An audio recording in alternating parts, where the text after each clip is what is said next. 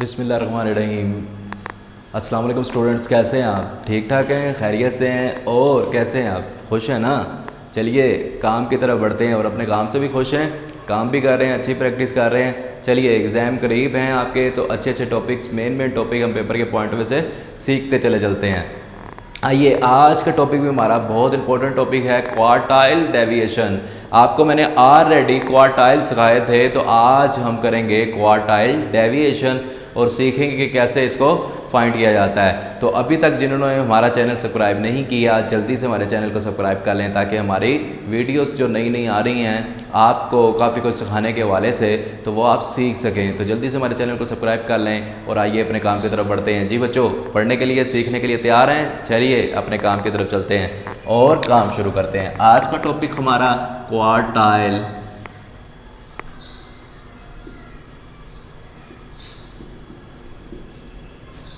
Deviation. Quartile deviation, quartile deviation कहते हैं, quartile से हमने डेविएशन बनाना है, उसको बोलते हैं क्वार्टाइल डेविएशन, और हमने उसको हाफ भी करना होता है। तो चलिए अपना डाटा पहले लेते हैं बुक से, और बुक से क्वेश्चन लेने के बाद अपने क्वेश्चन को सोल्व करने के लिए बढ़ते हैं और देखते हैं कि इसका फार्मूला क्या फार्मूला है इसका। तो आपको पता है जैसे कि आपके पास क्वार्टाइल निकालने के लिए भी क्लास और फ्रिक्वेंसी थी, यहाँ पर भी आपके पास एक क्लास और फ्रिक्वेंसी होगी। तो आइए क्लास और फ्रिक्वेंसी लिखते हैं और अपने क्वेश्चन की तरफ बढ़ते हैं।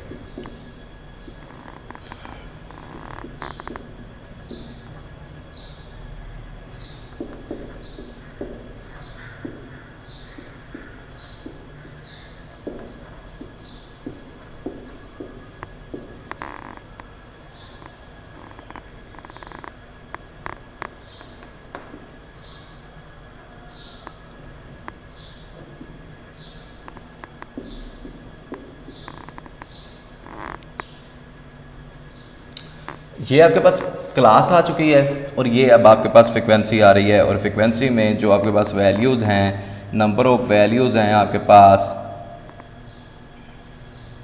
30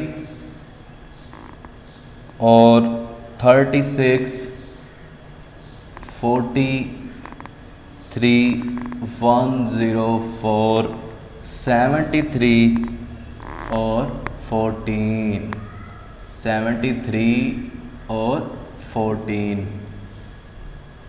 ये आपके पास क्वेश्चन है, और वो फाइंड करने के लिए आपको क्या कह रहा है? क्वार्टाइल डेविएशन, जो कि आज हम करने जा रहे हैं ग्रुप डेटा से। वैसे तो आप जान चुके होंगे कि ये कौन सा डाटा है। तो ये आपके पास कौन सा डाटा गिवन है बेटा? ये आपके पास जो डाटा गिवन है वो ग्रुप डाटा है। आपके पास कौन सा डाटा है? ये ग्रुप डाटा। तो आपको पता है कि हम यहाँ पर नीचे सम करते हैं, तो सम का साइन लगाते हैं ताकि हमें हर एक के साथ साइन को अप्लाई ना करना पड़े। तो अब हमने फार्मूले लिखने हैं ताकि आपको पता चले कि इसको क्वार्टाइल डेविएशन को फाइंड करने के लिए हमें क्या क्या चीज़ें चाहिए। तो क्वार्टाइल डेविएशन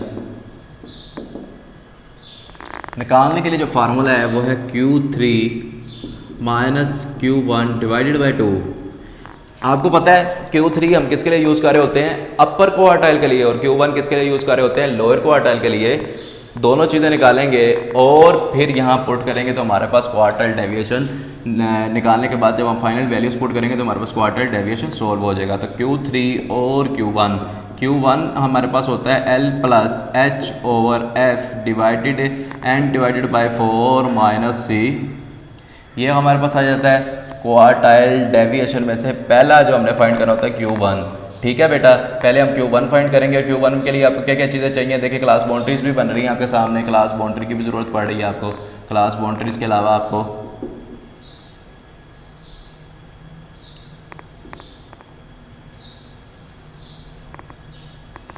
क्युमुलेटिव फ्रिक्वेंसी की भी ज़रूरत पड़ रही है। क्युमुलेटिव फ्रिक्वेंसी भी हम बनाएंगे और क्लास बाउंड्रीज भी बनाएंगे। आपको पता है लोअर में 0.5 माइनस करते हैं हम, और अपर साइड पर हम ऐड करते हैं। तो चलिए हम बना लेते हैं, और ये 40.5 हो जाएगा, और ये हमारे पास 50.5 हो जाएगा। ठीक है, ये हमारे पास 50.5 हो जाएगा, और ये हमारे पास 60.5 हो जाएगा। ये हमारे पास 60.5 हो जाएगा, और ये हमारे पास 70.5 हो जाएगा। ये हमारे पास 70.5 और 80.5, ये हमारे पास 80.5 और ये 90.5, ये 90.5 और ये हमारे पास 100.5, ये हमारे पास बन चुका है जी।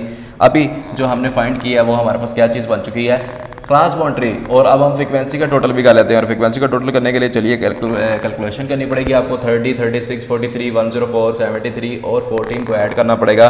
तो ऐड करने के बाद आपके पास कितना आंसर आ रहा होगा, 300। तो हम अब इसको इंडिविजुअली तौर पर भी कर सी एफ बनाएंगे और देखेंगे कि सी एफ का सम भी निकालना है। 30 एज इट इज़, 30 में 36 ऐड करके तो आपके पास 66 हो जाएगा। 66 में बेटा कैलकुलेटर स्विच करते चले जाइए, ऐड कर दें 43 को तो वो 109 हो जाएगा। 109 में 104 ऐड करेंगे तो 213, मतलब 213 आपके पास आ चुका होगा। 213 में ऐड करें 73 को तो आपके पास देखिए 286 आएगा, और 286 में 14 करेंगे तो वो आपके पास कितना आएगा, 300। ये 300 और ये 300 आपके पास दोनों अगर सेम आ रहे हैं तो इसका मतलब आपकी कैलकुलेशन बिल्कुल ठीक है। तो चलिए अपनी कैलकुलेशन के लिए हम क्या करते हैं, क्वार्टाइल डेविएशन के अंदर वैल्यूज पुट करते हैं और आंसर निकालने की कोशिश करते हैं। सबसे पहले n की जगह पर हमने कितना रखना होता है, 300। 300 डिवाइडेड बाय हमने 4 करना होता है, और हमने ये c की वैल्यू निकालनी होती है। लेकिन आप अभी c को एज इट इज़ लिखा रहने दें, ये भी ऐसे लिखा रहने दें। अभी सिर्फ और सिर्फ आप डिवाइड कर लें, डिवाइड करके क्या नाम है आप आंसर ले आएँ। और आंसर डिवाइड करने के बाद 300 को जब आप करते हैं, किस पे डिवाइड करते हैं बेटा, 300 को जब आप करते हैं 4 पे तो वो आपके पास 75 आता है। 75 यहाँ देखना होता है, यहाँ इनमें सी एफ में कहाँ लाइक कर रहा है, सी एफ में आपने देखना होता है कि वो कहाँ लाइक कर रहा है। तो वो देख लीजिए और जल्दी से क्या नाम है क्वेश्चन को मज़ीद आगे सोल्व करिए। 75 आ रहा है बेटा 109 में, ये 109 आपकी मॉडल क्लास बनती है। सब कुछ आपको इसी में से मिलता है, सब कुछ आपको इसी में से मिल जाता है, सब कुछ आपको यहीं से मिलेगा। अब गौर से देखिए, आपने करना है क्या है, हाइट आपने देखनी है। हाइट आपके पास कितनी है, देखिए गौर से देखिए कितने की चल रही है, 10 की हाइट चल रही है। तो लिखिए 10। यहाँ पर फ्रिक्वेंसी वो वाली फ्रिक्वेंसी जो कि हमने मॉडल क्लास में लिखी है तो वो 43 है, 43 भी यहाँ पे लिखिए।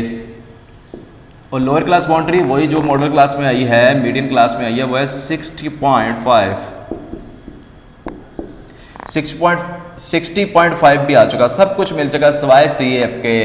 ये कम्युलेटिव फ्रिक्वेंसी की ये वाली ऊपर वाली वैल्यू जो होती है वो सी होती है, जहाँ पर लाइक करता है ये उससे ऊपर वाली वैल्यू सी होती है। ठीक है बेटा, बात समझ आ रही है। जहाँ लाइक कर रहा था 109 में 75 लाइक कर रहा था, उससे ऊपर वाली वैल्यू होती है 66 में आती है। ठीक है, मैं इसको आगे लेके चलता हूँ और इसको सोल्व करते हैं, और सोल्व करने के बाद देखते हैं कि क्या हमारे पास आंसर आ रहा है। ठीक है, आपने 75 में से माइनस करके, मैं इधर लिखता हूँ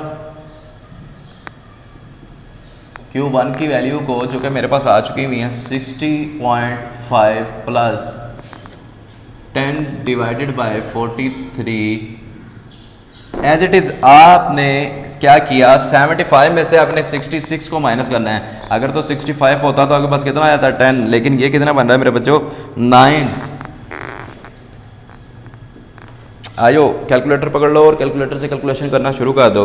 कैलकुलेशन करेंगे और देखेंगे हम कैलकुलेशन करने में हम क्या करेंगे, कैलकुलेशन करते चले जाएंगे और देख लेंगे। अगर हम 9 को इधर मल्टीप्लाई करवा देते हैं तो वो कितना हो जाएगा, 9 को 10 से मल्टीप्लाई करवाते हैं तो वो कितना हो जाएगा 90।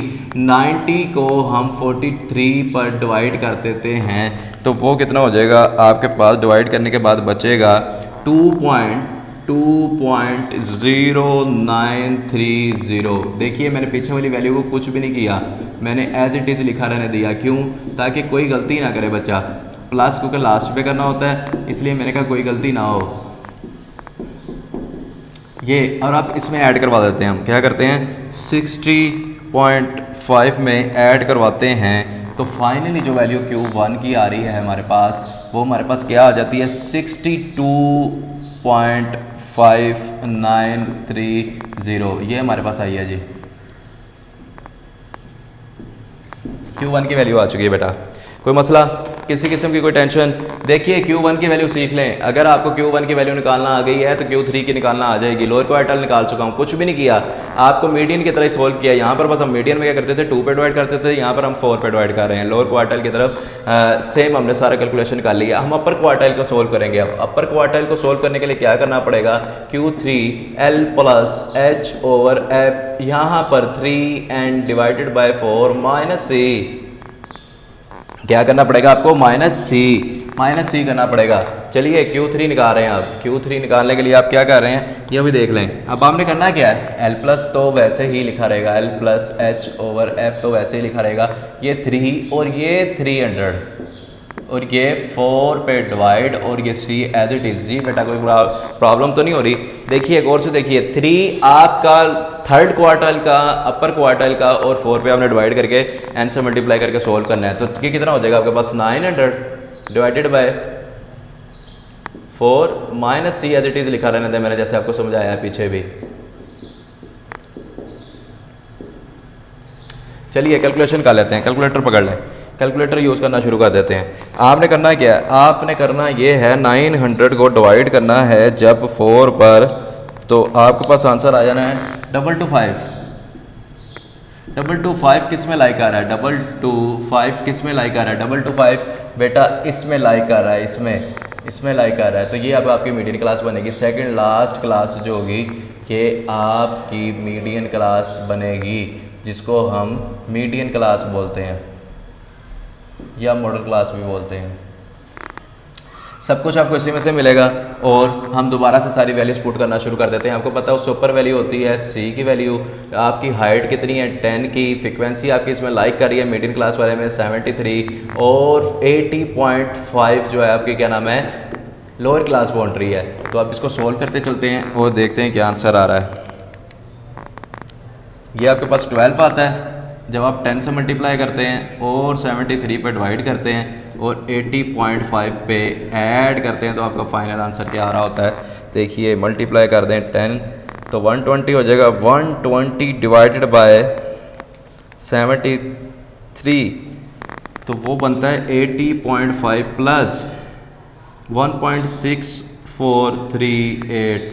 इसको ऐड करवा दें आप 80.5 में, तो आपके पास ये चीज़ अपर क्वार्टल Q3 जो है वो आ चुका है 82.1438।